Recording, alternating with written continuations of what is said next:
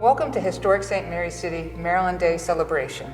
Established in 1966, the Commission is an executive agency of the state of Maryland, charged with a mission to preserve and protect the archaeological and historic record of Maryland's first colonial capital. During the past 50 years, we have conducted research to learn about the first capital. Today, the Commission manages a living history museum to interpret our findings and educate members of the public about Maryland's beginnings. We gratefully acknowledge the native people on whose ancestral homelands we gather, especially the Yakamako, who were here when the colonists landed in 1634. We are grateful for the participation of our state and federal officials, academic experts, and leaders in the field who will share their thoughts with you on this occasion. What you will hear are several major announcements from the state of Maryland and from our federal leaders. What they have in common is their focus on the value of preservation and history for us today. They highlight how understanding the lived experience of people from the past and how they grappled with the challenges and opportunities of their time can help us with our own challenges and opportunities. We have so much to learn, and our ancestors have much to teach us. Again, thank you for being with us and enjoy the program.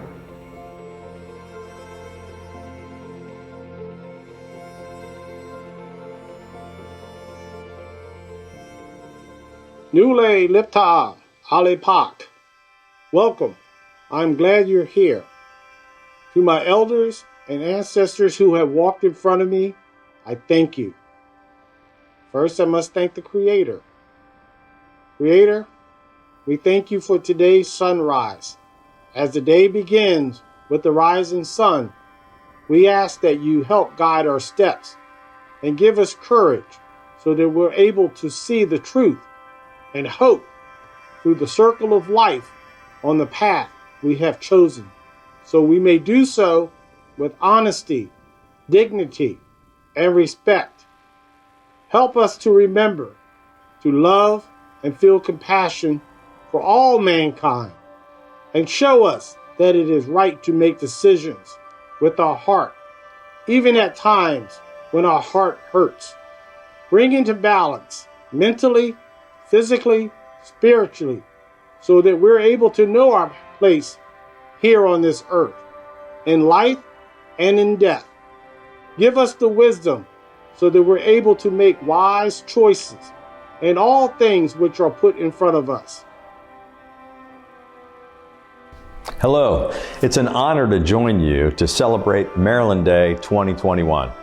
Today presents a truly historic opportunity to hear about an archaeological find that is of great importance to not only Maryland, but to the entire nation. When English colonists arrived in St. Mary's City in 1634, they bargained for a section of the village of the Yakamako, and there they built a palisaded fort. This is the place where the colony of Maryland began. What we did not know was where this fort had been located. But after 50 years of research, Travis Parno, Director of Research and Collections, led the investigation that has identified the remains of the fort. Such a discovery invites us to reflect on the rich history of our beautiful state. I look forward to working with our federal partners to highlight the value that historic sites like historic St. Mary's cities have to enlighten, educate, and entertain us, and to provide opportunities to enjoy the natural beauty of Southern Maryland. Thank you. I wish you all a very happy Maryland Day. Hello everyone, I'm Lieutenant Governor Boyd Rutherford. Thank you for joining us for this virtual celebration of Maryland Day. The latest discovery here in St. Mary's City is the 1634 St. Mary's Fort. This find will add more to the already rich history of our state that began well before this was the capital of the Maryland colony. Maryland was the first colony to offer free exercise of religion and the first to separate church and state by law. This separation was about ideas, but also took physical form. The State House and the brick chapel were placed at opposite ends of the city. There was also no official church in Maryland with legally required payments or attendance, which made it different from England, where many settlers had come from. St. Mary's City was unique in offering diversity of faiths and in welcoming immigration, becoming the first colony to establish a system of naturalization so immigrants could become full citizens. People from all over the world have helped create our vibrant nation, made great contributions to our state, and shown us what it is to be a Marylander. The history of St. Mary's City shows how basic civil rights can be won and also lost. Matthias D'Souza, a black man, arrived in St. Mary's City as an indentured servant. He earned his freedom and became a voting member of the early Maryland legislature. Later, laws were passed in St. Mary's City that enslaved people of African descent for centuries. Men like Antonio, the first named enslaved man in Maryland records, resisted his enslavement by repeatedly fleeing and refusing to work. The plantation owner holding Antonio punished him and ultimately killed him for his inaction. Antonio died resisting his enslavement. He was not the last to fight for equality. Margaret Brent, an educated and independent woman, made a case for her right to vote as a landowner. She was denied. 270 years later, the 19th Amendment provided universal women's suffrage. The historic St. Mary's City Commission is dedicated to preservation, research, and education for the benefit of all Marylanders. After decades of research, discovery of the 1634 St. Mary's Fort offers an opportunity to examine shifts in native use, presence, and occupation of Southern Maryland. Life was altered by the arrival of European and African people. The Commission, with Piscataway tribal participants, will design public interpretation and exhibits of native and colonial cultures. Doing so will further explore the heritage of this area, bring diverse perspectives into conversations in new ways. The roots of America are here in St. Mary's City. The lessons of the past can guide our actions today and into the future. I commend the historic St. Mary's City Commission and their work to educate the more than 500,000 students who have visited St. Mary's City over the years. I hope that you will follow this project as it unfolds and talk with friends, family, and your neighbors about our shared history to improve our shared future. Thank you.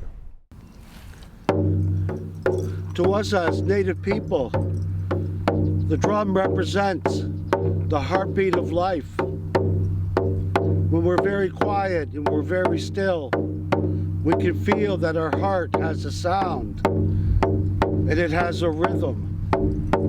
And our elders have always told us, as long as we keep our drum alive, that the beauty of our culture will carry on for our children, for their children, and even as far as our 7th generation still yet to be born. And the drum represents the circle of life. It represents our Mother Earth,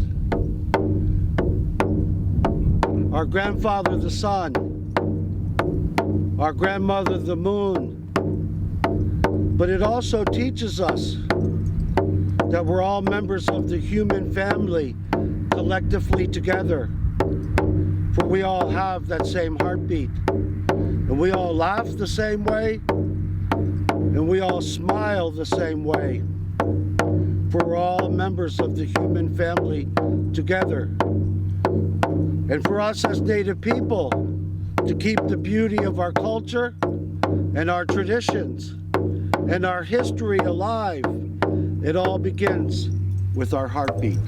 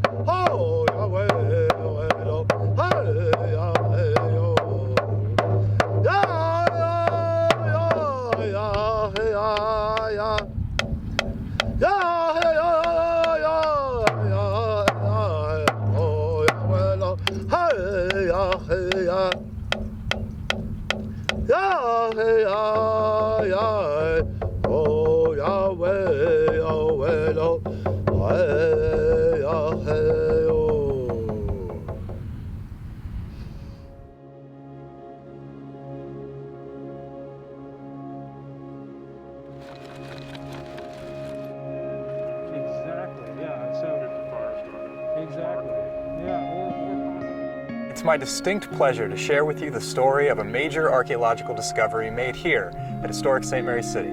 But first, I want to give you some important background information that will demonstrate why this is such an important find. To begin with, we need to look back thousands of years into the past. Archaeological artifacts tell us that native peoples have been present in southern Maryland for at least 10 to 11,000 years. For millennia, they thrived on the river's shores, forging deeply rooted relationships with the land, water, and air, and the bounties that each offered. Over time, communities grew as families gathered to work together, discuss important social and political decisions, and participate in sacred rituals. As they grew, these communities were overseen by werewances, or chiefs, who were advised by priests, elders, war leaders, and other important members of the community. By 1600 CE, the Piscataway paramount chiefdom had come to dominate the region that included much of the western shore of modern-day Maryland. In the years immediately prior to European arrival, the area of St. Mary's City was called Yakamako, an agricultural hamlet that was home to a tribe loosely allied with the Piscataway. In March of 1634, after months at sea aboard two ships called the Ark and Dove, approximately 150 European colonists arrived in the Chesapeake Bay. They stopped briefly at St. Clement's Island, and the colonial leadership, led by Governor Leonard Calvert, traveled to Moyone, the principal Piscataway settlement, to meet with Wanis, the Tayak, or paramount chief of the Piscataway. Wanis met the English with bowmen at his side and discouraged the colonists from settling near his seat of power. At the advice of a fur trader and translator named Henry Fleet, the colonists looked elsewhere, traveling south to Yakamako. Once there, Governor Calvert met with the Yakamako leaders and negotiated for the right to settle here in exchange for textiles, axes, hoes, and other metal tools. The colonists came ashore and established St. Mary's City, the first capital of the Maryland colony. Colonial records tell us that the colonists moved into a portion of the vacated Yakamako village as they set about constructing St. Mary's Fort, the place that would be their home for the first years of settlement. In a letter written by Governor Calvert in May of 1634, he described the conditions of settlement, including the construction of St. Mary's Fort. He wrote, quote, "We have seated ourselves within 1/2 mile of the river, within a palisado of 120 yards square with 4 flanks. We have mounted 1 piece of ordnance and placed 6 murderers, a type of cannon, in parts most convenient. A fortification we think sufficient to defend against any such weak enemies as we have reason to expect here." So according to Governor Calvert, the colonists had built a large square fort with 4 bastions on the corners, in which they had mounted various types of cannon.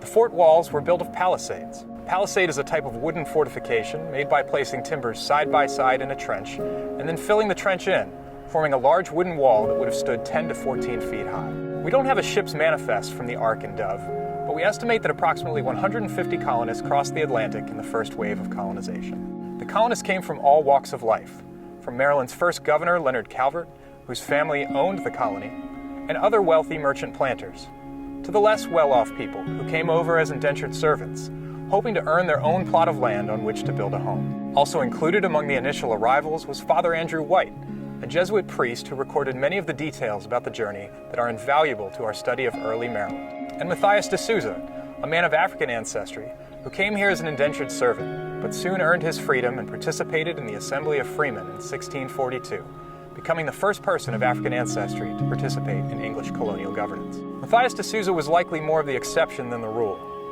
We do not know precisely when the first enslaved Africans arrived in the Maryland colony, but we do know from historical records that members of the Calvert family were trying to purchase enslaved Africans from the Virginia colony a few years after the colonists arrived in Maryland, but they appear to have been unsuccessful in their efforts. Colonial laws from the late 1630s and early 1640s reference enslaved people, so it's very likely that some wealthy colonists had been successful in securing enslaved persons to work on their tobacco plantations. Some of those enslaved individuals may have resided for a time in St. Mary's Fort. While the colonists occupied the fort, colonial records suggest that relations with the native peoples of Maryland remained relatively stable. Native peoples visited St. Mary's Fort periodically to trade meat and furs for European material culture. Soon, however, conditions deteriorated, as the colonists' hunger for land to grow the valuable tobacco crop led some to encroach on native lands, sparking disagreement and violence. By the early 1640s, the colonists had started to move out of St. Mary's Fort and settle along waterways that afforded access to merchant ships interested in purchasing tobacco. In the years that followed, the Maryland colony survived multiple rebellions, and relations with native peoples of Maryland remained strained as treaties were established and violated. Still, the colony grew, thanks to the European appetite for tobacco, which in turn forced many native peoples to move away or to try and make a home among communities that were increasingly marginalized. With St. Mary's City as its capital, Maryland offered a safe place for the free exercise of Christian religion. But it was that very freedom that led to the city's decline. After a Protestant rebellion in the late 1680s, the Catholic Calverts were overthrown and replaced by a royal governor who relocated Maryland's capital to modern-day Annapolis. While this act turned St. Mary's City into a backwater, it limited further development in the area, effectively preserving St. Mary's City's incomparable archaeological record. Historic St. Mary's City has been conducting archaeology at Maryland's first capital for 50 years. This work has revealed invaluable information about the native peoples of southern Maryland, life in the 17th century colonial capital, and how the area changed in the 18th and 19th centuries following the relocation of the capital. Yet despite all of that research, the one piece that eluded us for years was the location of St. Mary's Fort, the site that represented a period of immeasurable change in Maryland's history. But we did have a couple of ideas about where it might be found. I'm Henry Miller, the Maryland Heritage Scholar for Historic St. Mary's City.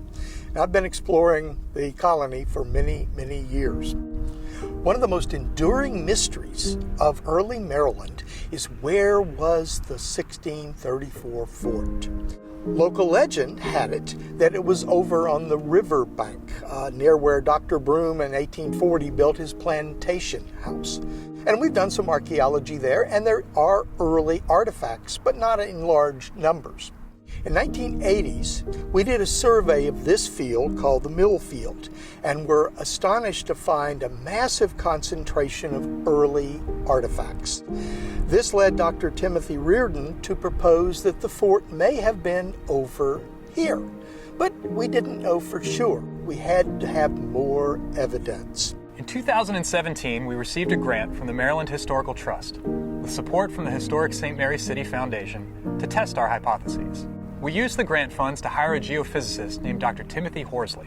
A geophysicist is an archaeological specialist who uses scientific instrumentation to look below the ground without actually digging. Dr. Horsley came to Historic St. Mary's City in 2018 and used 3 different techniques: magnetic susceptibility, magnetometry, and ground-penetrating radar to examine 2 areas of our landscape. We were excited to have Dr. Horsley conduct his survey. The first 2 phases of his investigation yielded little in the way of definitive results. As luck would have it, I was away on vacation in November of 2018 when Dr. Horsley was conducting the final part of his survey, the ground-penetrating radar. And I can honestly say I've never been so happy as to have my vacation interrupted when I received a text message from Dr. Horsley that said, "I think we have it." Dr. Horsley was looking at data from the ground-penetrating radar, which sort of resembles a CAT scan of the ground. And what he had found were traces of a large palisade trench that formed a massive rectangle. This palisade enclosed a rectangular area measuring 104 by 59 yards, much smaller than the 120 square yards described in Governor Calvert's 1634 letter. Palisade also only featured one obvious bastion on the western side, rather than the 4 that we expected.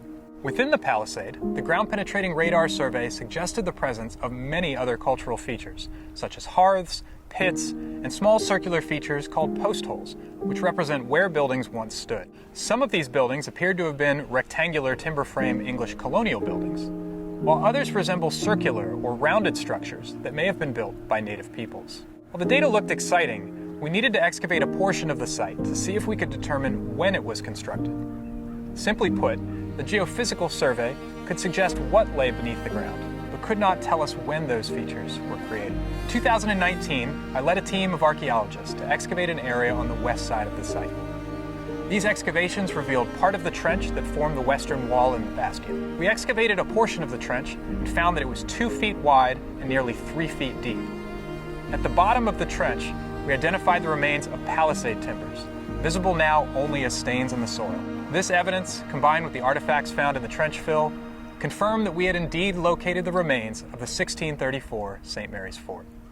We look at the historical record, and there's very few clues that have survived about where the fort was located. One of them was a 1638 reference to the militia assembling in the chapel yard near the fort. Well, we know where the 1638 chapel was. It's right under the rebuilt chapel behind me. Over on the river, that just did not make a lot of sense. But now that we have discovered this location and confirmed it, that reference finally makes complete sense. They were assembling truly near to the fort. This discovery is of monumental significance, and we've barely scratched the surface. Approximately 98% of the site still remains to be excavated. Before we continued to investigate St. Mary's Fort, we made another determination. In order to understand such an important moment in Maryland history, we needed to look outwards, to reach out to our friends and colleagues in the Native community and to seek their help. Since 2020, we have engaged members of the Piscataway Conoy tribe, the Piscataway Indian Nation, and other local groups to discuss the discovery of St. Mary's Fort and assess how we should move forward with the study of this site. What became clear from these conversations was that we needed to widen our scope. Previous archaeological investigations conducted at historic St. Mary's City tell us that near the remains of St. Mary's Fort lie archaeological sites that are much older. Not far from where I'm standing today are 2 such sites, one dating at least 500 to 2,000 years old, and another dating at least 3,000 to 5,000 years old. These sites, like so many in our region, help to document the deep history of Native peoples living in this area. So rather than focus our attention exclusively on St. Mary's Fort, we've created a new and exciting collaborative initiative that brings together members of the Piscataway community and historic St. Mary's City to investigate 3 adjacent archaeological sites spanning thousands of years of human occupation. This initiative is called the People-to-People Project, and it will include not only the archaeological and historical study of these significant sites, but also the creation of public interpretation that will be designed in collaboration with our Native friends and colleagues. The discovery of St. Mary's Fort and the creation of the People-to-People Project is a thrilling and unprecedented opportunity to delve into our state's history and to learn so much about where we've come from and where we're heading. So thank you for spending time with us today as we embark on this journey. We have a lot of work ahead of us, but I have no doubt that there will be plenty of exciting new discoveries along the way. My ancestors were the largest and most powerful nation located on the western shores of the Chesapeake and heavily concentrated in what we know today as Southern Maryland, long before the arrival of the Europeans. Today, we're at the village, the home of the Yakamako, our most southern historical homeland territory, as they were the first of the Piscataway Confederacy to fully encounter the Europeans. It has been said, before you can travel forward or even truly understand why we are here today, one must at least understand its past. History is our mechanism to connect our past to the present. It provides us with a sense of purpose for who we are, a sense of being. Our worlds have once again converged, and it is here that we have the opportunity for all Marylanders to obtain knowledge, the knowledge that has been silent, the knowledge that has been hidden, and that's just the English version. And then there's the Piscataway knowledge that has been passed down from hundreds of generations. Almost 355 years ago, in April 1666, right here in this colonial capital of St. Mary's City, my ancestors, the Piscataway, along with their extended communities of the Mattawoman, the Potawatomi, Newsamex, the Nakash Tank, the Chaptico, the Dogs, and 11 others arrived here in now what is known as the colonial capital of Maryland, and constructed a treaty agreement with the Maryland government thus creating one of the first government-to-government relationship with its indigenous peoples. This treaty, known as the Articles of Peace and Amity, which set the course for Anglo-Native relations, forging a close, if sometimes uneasy collaboration on all sides. Promises made, promises broken. Here in this capital, my ancestors exchanged wampum and received gifts from the government. Again, I am honored when the Honorable Governor Hogan came here to St. Mary's City.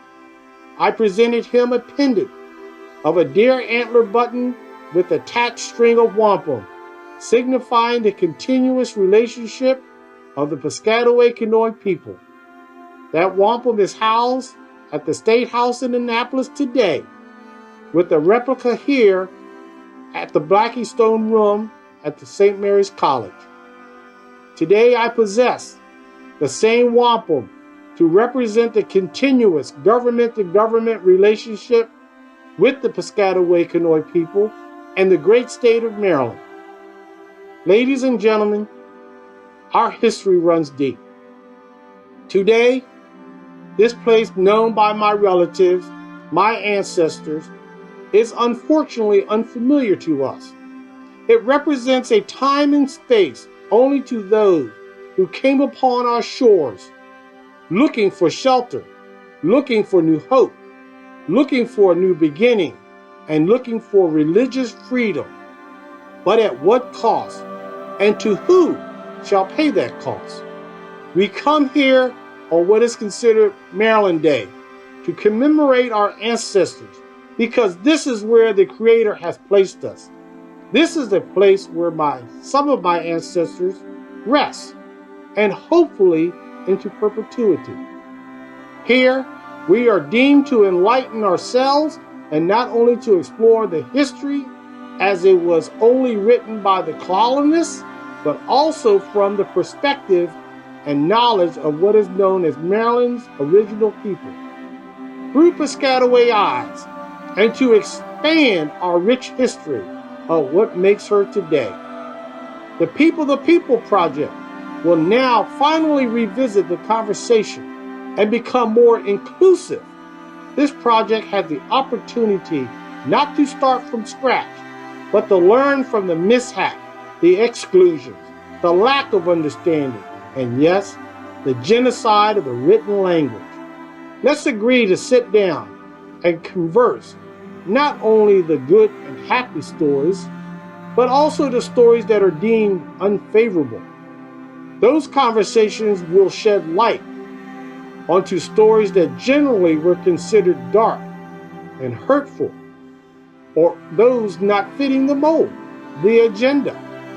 It will be here we as the true descendants can unleash the burden of guilt, the suppression as well as the oppression. Let's embark onto a journey where we can collaborate and share.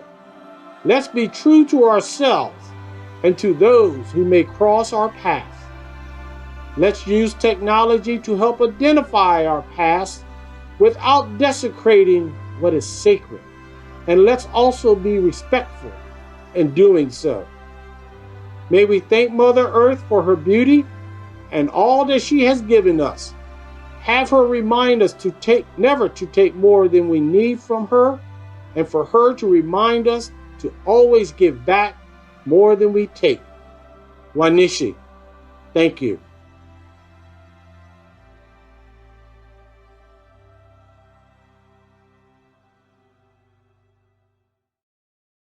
Welcome to an ancestral world, one also created out of this soil, and in interaction with societies formed over thousands of years by millions of people, a place now known as the Americas, one that saw civilizations rise and fall and rise, a place unto itself, as was also known in the world of Africa, Asia, and Europe. One of the many unique and interconnected places transformed by a form of agriculture developed in Mesoamerica, where indigenous agronomists invented a brilliant grain out of a grass called teosinte, a grain that became known as corn, a highly engaged society that culturally sculpted forests, rivers, and meadows. Welcome to Yakamako, one of the interconnected tribes with a larger chiefdom known as the Piscataway, one that had relationships to the south with the Powhatan peoples, and to the north with the Nanticoke and Lenape, to the west with the Susquehannocks and the Monacans, and many more whose names we no longer know. This is the longest cultural presence in this place, now known as Maryland, where people live their lives and plan their futures. A place that received a new people, not one that was entirely unknown to them, and perhaps a people who were welcomed with caution. The English, arriving on the Ark and the Dove, the Marylanders, who came to this place in 1634. Here at St. Mary's City, touch the place that brings you back in time, a place known as Yakamako, where for a moment, two peoples came together for a brief time. Let us come back together now, learn from our past, and dedicate to a future that is still creating a democracy that must include and celebrate all of us. This is important to the story of America. What's beautiful about what has been discovered, it's not only does it help shed more light on Maryland's indigenous communities and their centuries-old, nay, millennial-old presence in the Maryland region, but it also talks about the Africans that were brought to that region as well to form the settlement that would eventually bring about the growth and the expansion of the colony of Maryland and subsequently the state. What lies underneath this story, in addition to stories of conquest and stories of exploitation of land and labor, there's also the story of us, the story of every single person who descends from these folks, the nation that descends from the work of these folks, their struggles, their triumphs, their capacity to find a way forward.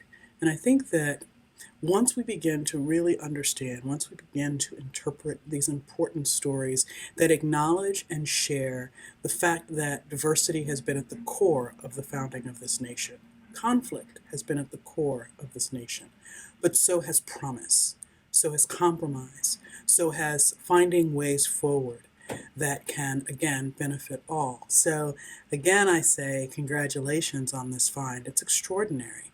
One of the challenges that we often have in this field is that for so long we've perpetuated a certain narrative about the founding of this nation. Each of those original 13 colonies were all founded as economic enterprises.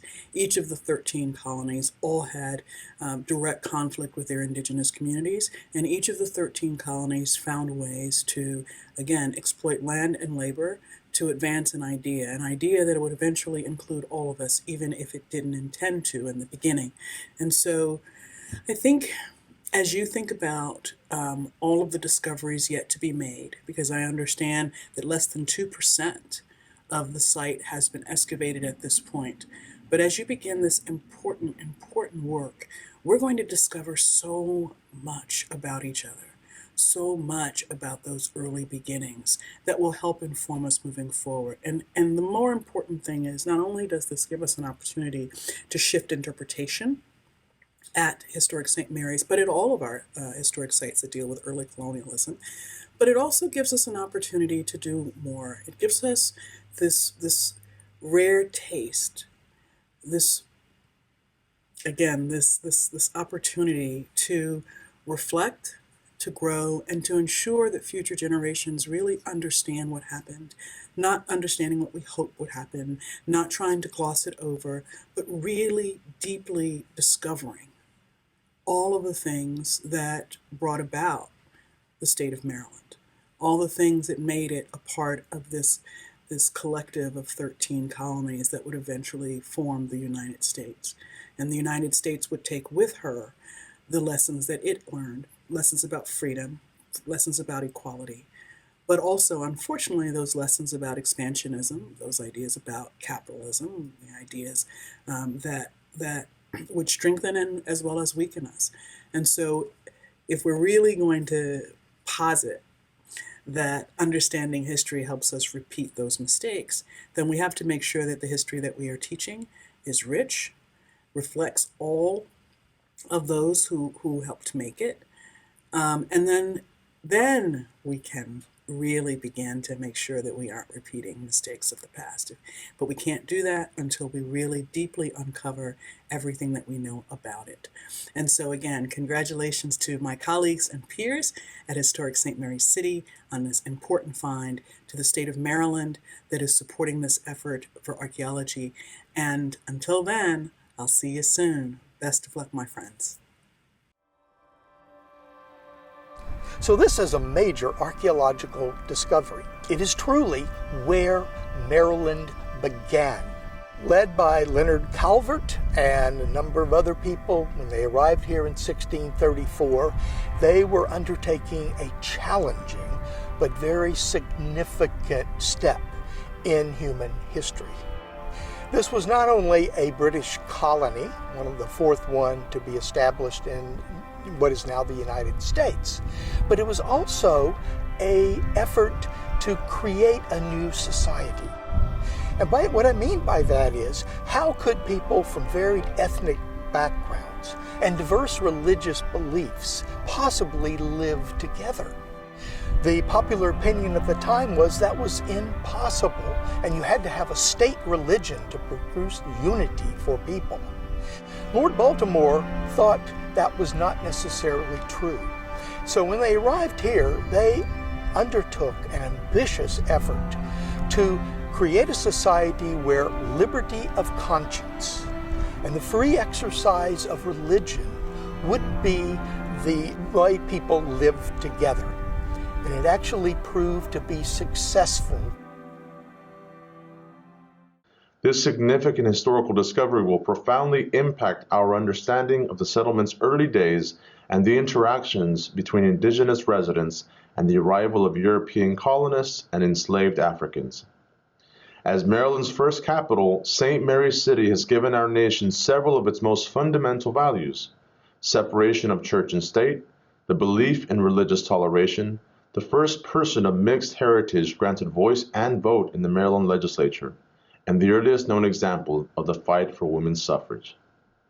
The discovery of the location of St. Mary's Fort will allow us to look beneath the layers of the later years of St. Mary's City to explore its earliest beginnings. The People-to-People project, which will focus on the interactions between native and colonial peoples, will provide a unique opportunity to examine the role of the other and the development of relations between disparate cultures. This effort carries strong resonance today when we confront a nation divided and there are fundamental disconnects in worldview that fuel dissonance and distrust of each other. After nearly 400 years, the lessons of St. Mary's City's earliest days are still relevant. This project will provide a historical window for contemporary collaboration that will enrich our community while informing the interpretation of St. Mary's Fort and the various perspectives brought together in this place, then and now. I wish our partners at Historic St. Mary's City's great success in their endeavor to bring St. Mary's Fort into the light of day, and look forward to help promoting the lessons of early interactions as we seek to build a stronger community in today's Maryland.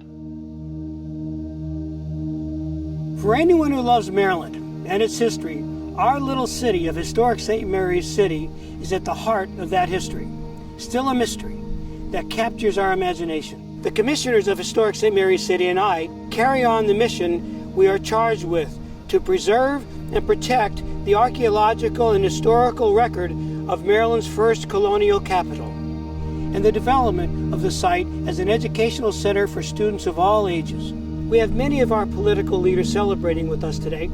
All of us at Historic St. Mary's City and the Commission want to thank you for your help and all you do for us Marylanders.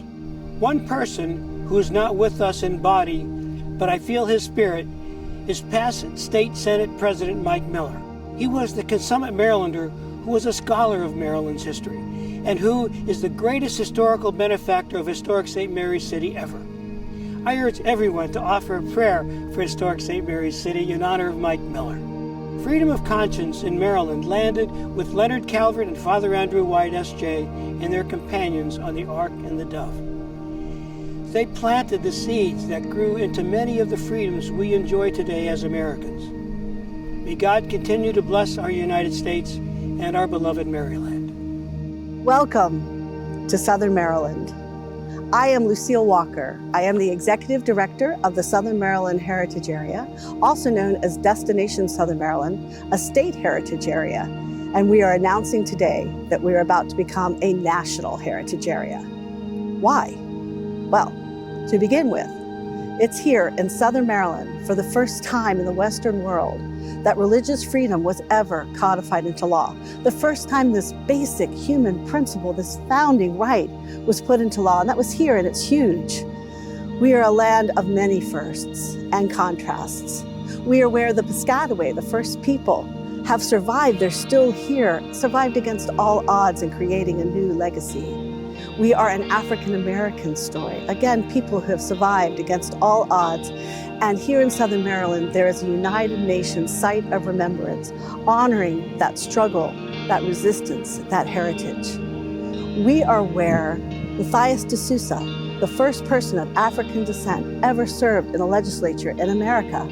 We are where the first woman ever petitioned for the right to vote, Margaret Brent, 1648. In Southern Maryland, we have the Mallows Bay National Marine Sanctuary with the ghost fleet of sunken ships. We have 1,000 miles of shoreline. We are crisscrossed with national trails. We are where some of the first astronauts ever trained, where people still work the land and the water. We are where there were ancient creatures, where you can still pick up a fossil on the beach.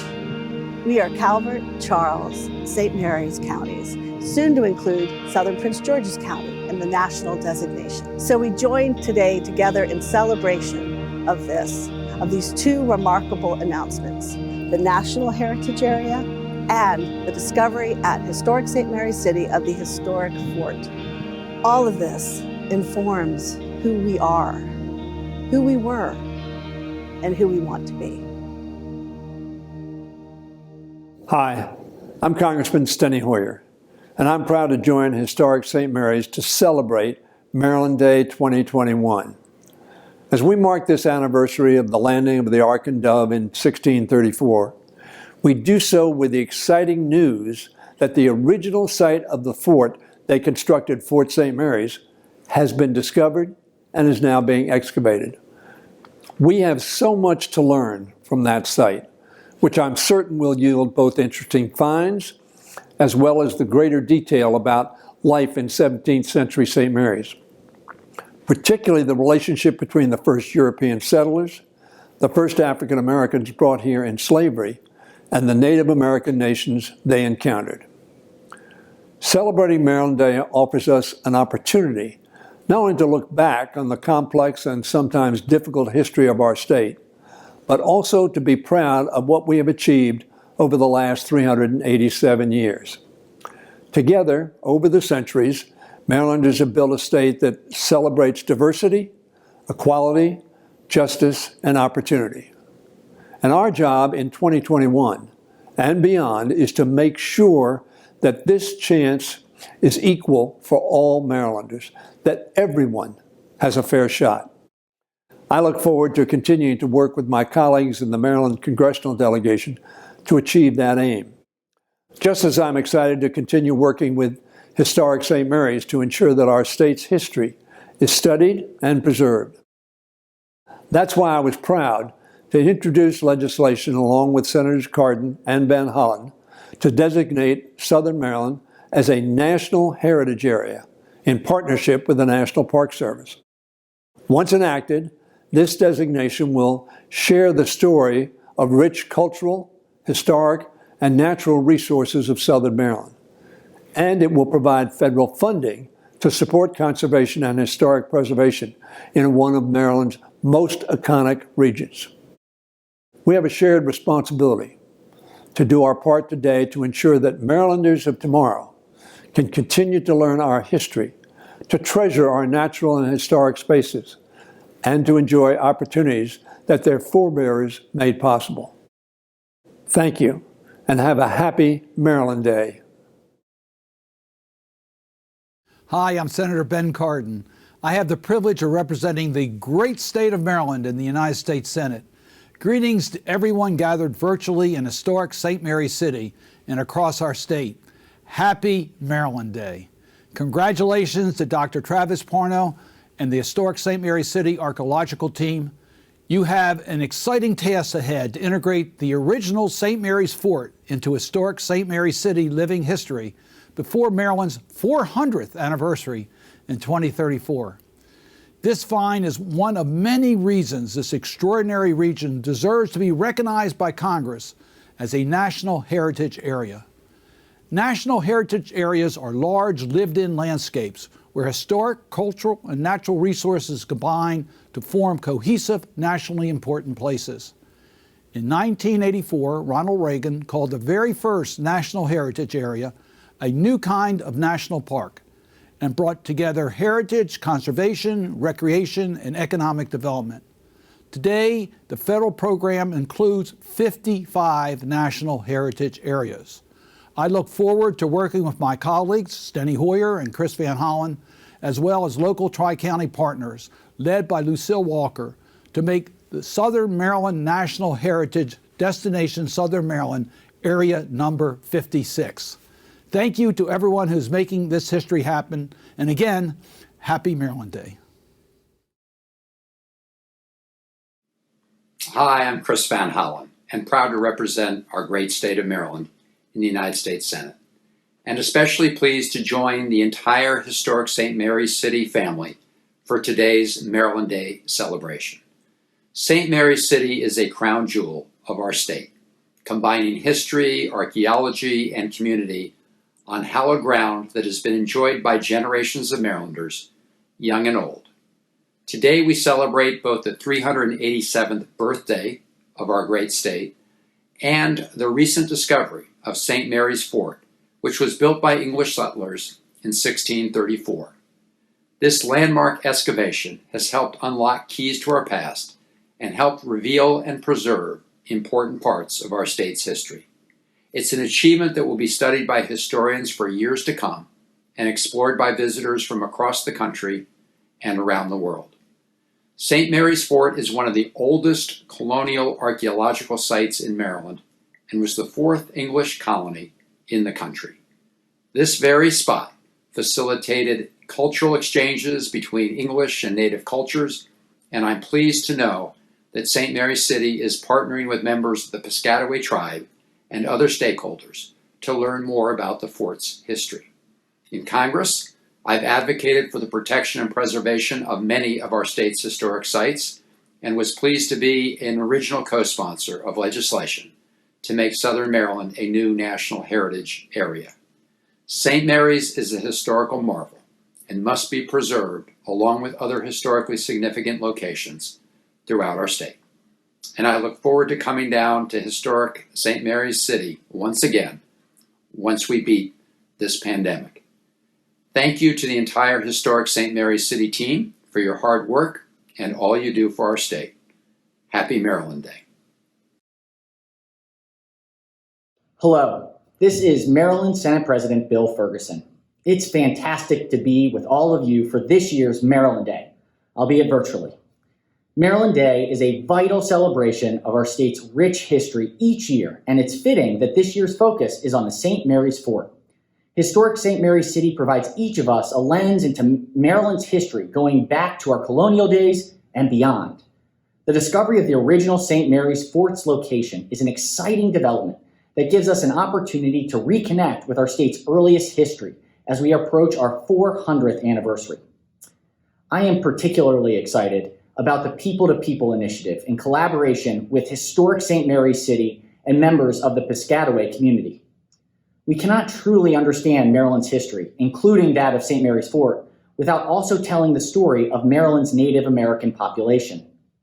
While the St. Mary's Fort was erected in 1635, the Native people have lived in the surrounding area for at least 11,000 years, and their insight provides meaningful detail to our state's past. The People-to-People project to situate archaeological excavations at St. Mary's Fort and nearby native sites will highlight the long history of Native life in St. Mary's City and the entire region. As the People to People program conducts its work over the next decade, I look forward to remaining engaged with its ongoing discoveries and the critical history those discoveries uncover. I sincerely hope to visit the excavation site in the near future to see its progress for myself and with my family. Thank you for the opportunity to join you today in celebrating Maryland Day and historic St. Mary's City. I hope each of you has an enriching and educational experience through today's important announcement. Good morning. I'm Speaker Adrian Jones. I'm excited to join the historic St. Mary's City Commission, my colleagues, state, local, and federal partners in celebrating our great state's 387th birthday and the discovery of St. Mary's Fort. There's no better way to celebrate Maryland Day than to recognize St. Mary's Fort, a great symbol of Maryland's rich history of diversity and collaboration. Thank you to everyone who is part of the People to People initiative who helped to uncover more details about Maryland's cultural past. With exhibits of the Native and colonial culture, along with public programming about the 17th century life in the region, we will all have a better grasp of how Maryland was founded. Thank you to the Historic St. Mary's City Commission for your work on this project and for your continued effort to educate the public about Maryland's historic past through unique and exciting programs. Good morning. I'm Senator Jack Bailey. I represent District 29, encompassing St. Mary's and southern Calvert County.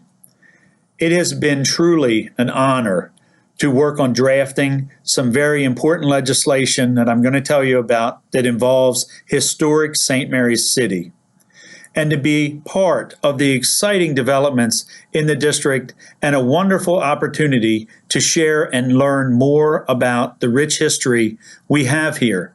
District 29 is one of the best kept secrets in our state. I was able to tour the site of the first fort with my wife Karen, my children Helen and Taft, along with Delegate Crosby and the dedicated personnel and the volunteers that help at historic St. Mary's City.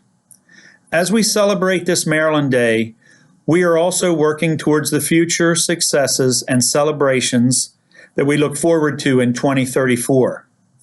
I have been working with the Governor Hogan, and Senate President Ferguson to establish historic St. Mary's City Fort to 400 Commission with various state agencies and the secretaries to ensure that we are able to successfully recognize the pivotal role that historic St. Mary's City played in not only our state's rich history, but the solid foundation and history of our nation that occurred in our own backyard as the birthplace of religious freedom.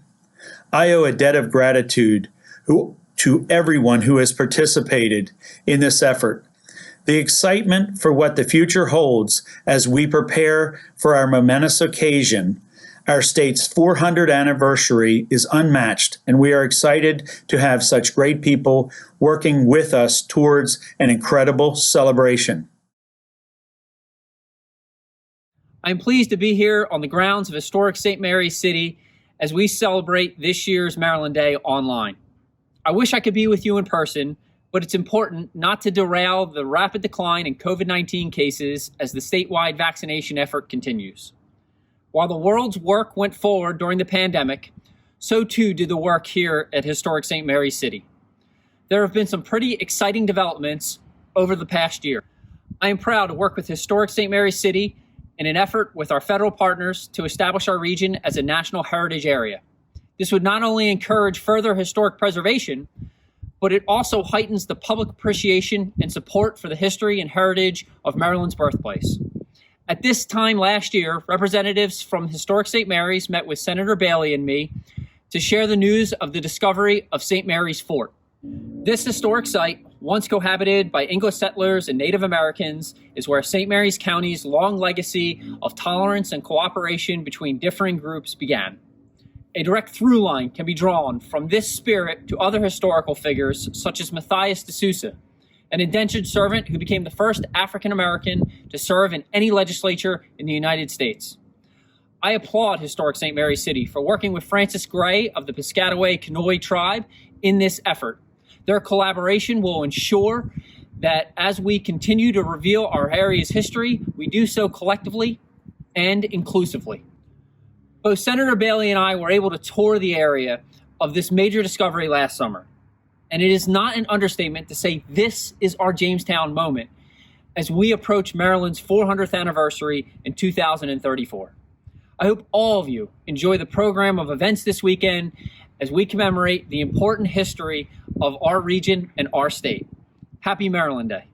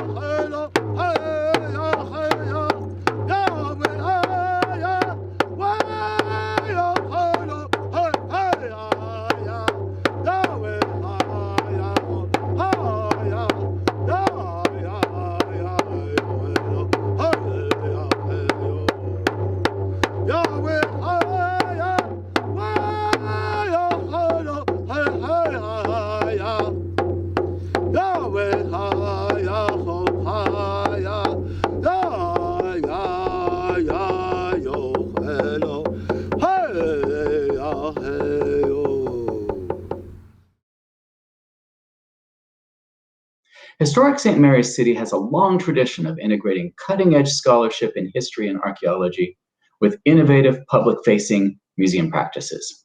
Today's announcement marks an exciting new departure for Historic St. Mary's City and for the study of Maryland history in general.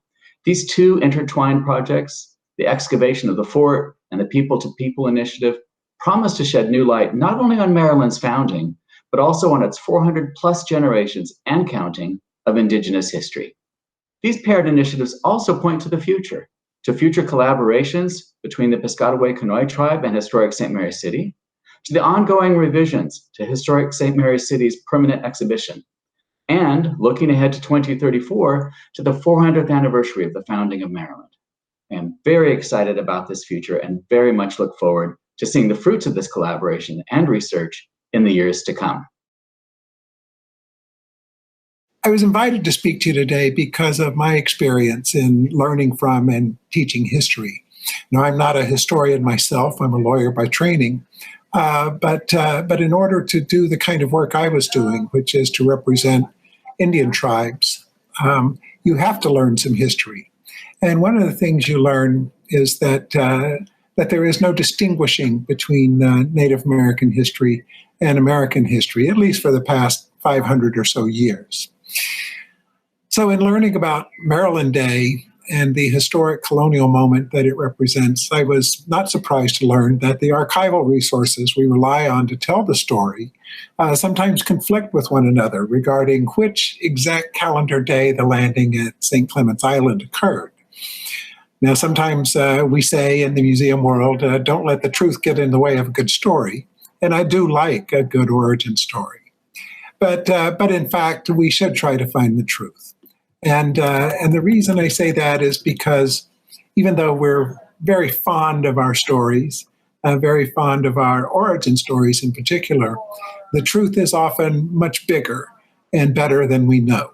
And that's why it's important to continue studying and to learn and interpret and reinterpret our histories over time. Now, the People to People project at Historic St. Mary's City represents an important step toward developing the educational resources we need to tell the American story on a national level. And I want to congratulate and thank Historic St. Mary City and the Piscataway Indian Nation for their work together on the excavation and interpretation of the St. Mary's Fort and the native sites associated. I look forward to learning from your efforts at Historic St. Mary City and also from your work on Through Piscataway Eyes. So why is all of this important? Well, obviously, you can't know where you are unless you know where you've been. And for far too long, many parts of our American history have been, ignored or perhaps even directly suppressed. But what we're finding as we bring forward the story of the United States and of America through Native American eyes and through African American eyes and through the many different peoples who came together to make the United States what it is today, we're finding that our history is much richer than we imagined, that the stories that we tell ourselves about ourselves, at least up to now, have been incomplete. And we certainly sense that at some level when we begin to learn the other things that we need to know about our country. So these kinds of projects are very important. And, for far too long, and certainly in the field of museums, history and culture were seen only through the eyes of non-Native experts.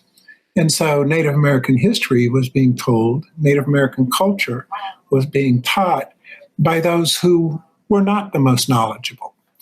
One of the things that we did at the National Museum of the American Indian, in fact, one of its founding principles, is that these stories cannot be fully told, they cannot be fully understood, unless they are explained by the people whose stories we are telling. Now, that seems like an unremarkable proposition in this day and age, and perhaps it is, but it's been important to know that that was not always the case. And really, although it was already beginning, even before the founding of the National Museum of the American Indian, it certainly accelerated thereafter. And what was at one point thought to be a very controversial notion of involving the community in the interpretation of their history and culture now is an accepted practice and is as it should be. So it's particularly rewarding to us to see the collaboration between Historic St. Mary City and the Piscataway Nation. Places like this, places that reveal our history and culture, are important. They bring us together and they allow us to have conversations about the stories that we tell ourselves about ourselves. We won't always agree on any particular story, and that's okay. What is important is that we acknowledge the validity of the different interpretations and the different ways that we interpret and understand the events of our past. We can find our way to these convergences, the places where our stories come together, only by listening to each other and being willing to tell our stories about ourselves. And that's what I like so much about this project, that the people you bring together to talk about this history, which is not always a happy one, nevertheless, are leading us toward a greater understanding of ourselves and our country. And that's what really matters. So I want to thank again Historic St. Mary City and the Piscataway Nation for coming together in this way, for telling this story. And I hope you'll continue to reach out because, the American story is incredibly complex. And we should not shy away from that complexity. We should embrace it. We should look for understanding the story from many different perspectives. And so as we continue to do that, we're going to become ever more knowledgeable and ever more understanding of what it's going to take to make a more perfect union. So thank you very much for the opportunity to speak today.